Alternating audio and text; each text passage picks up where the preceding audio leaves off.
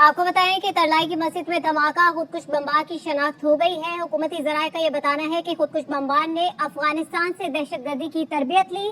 खुदकुश bomber मुतादिद बार अफगानिस्तान का सफर कर चुका है। कुछ अरसा पहले अफगानिस्तान से 6 फरवरी 2026। जैसा कि आप सब लोग जानते हैं, पूरे मुल्क में बसंत मनाई जा रही थी। सब लोग बहुत खुश थे, पूरे मुल्क में खुशी का समा था। लेकिन कोई नहीं जानता था कि ये खुशी जल्द ही गम में तब्दील होने वाली थी।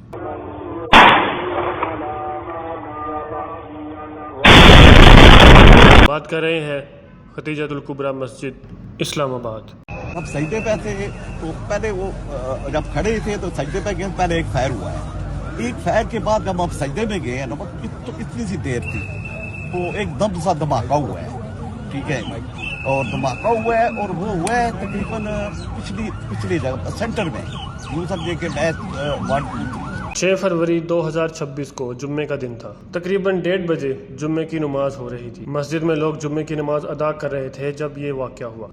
किसी के वहमो गुमान में भी नहीं था कि आगे क्या होने वाला है। अभी नमाज शुरू हुई ही थी कि दहशतगर्द ने मस्जिद के मेन गेट से दाखिल होने की कोशिश की। वहाँ खड़े सिक्योरिटी गार्ड्स ने उसे रोकने की कोशिश की, जिस पर उसने पहले फायरिंग शुरू कर दी और फिर मौका मिलते ही खुद को धमाके से उड़ा दिया।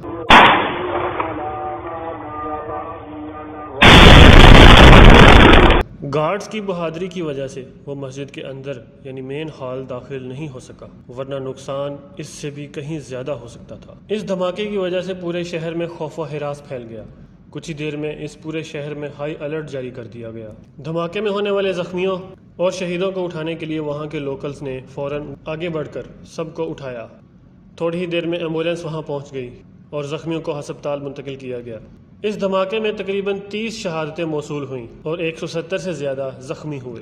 कुछ ही देर में वहाँ पर रेंजर्स पहुँच गई और हाई सिक्योरिटी अलर्ट हो गई। कुछ देर बाद वहाँ इन्वेस्टिगेशन शुरू कर दी गई। खुद कुछ धमाका करने वाले के ब्लड को जब लैब टेस्ट किया गया तो इन्वेस्टिगेशन से पता चला कि उसका नाम यासिर खान था।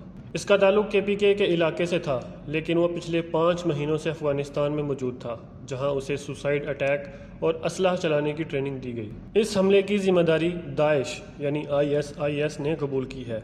उन्होंने अपनी वेबसाइट टेलीग्राम पर हमला आवर की तस्वीर भी जारी की, जिसमें हमला आवर नकाब किए हुए है और हाथ में बंदूक पकड़े हुए। हुकूमत और एजेंसीज ने इस पर सख्त एक्शन लिया। पेशावर और नौशहरा में रेड्स के दौरान धमाका करने वाले के 2 भाइयों और 1 खातून समेत 4 फैसिलिटेटर्स को गिरफ्तार कर लिया। सिक्योरिटी सोर्सेज के मुताबिक इस हमले का मास्टरमाइंड जो दाइश से ताल्लुक़ रखता है उसे भी पकड़ लिया गया। इन्वेस्टिगेशन से पता चला है कि इस हमले की पूरी प्लानिंग अफगानिस्तान में हुई थी। जैसा कि मैंने आपको पहले भी बताया, रिपोर्ट्स के मुताबिक 30 से ज़्यादा लोग शहीद हुए और 170 से ज़्यादा ज़ख्मी हुए, जिनमें से कई की हालत अभी भी नाजुक है। लेकिन जो शहीद हो चुके थे उनका नमाज जनाजा हफ्ते के दिन तरलई में अदा कर दी गई। आज तरलई कलां में फ़ज़ा सोगवार है, लेकिन लोगों में गुस्सा भी मौजूद है।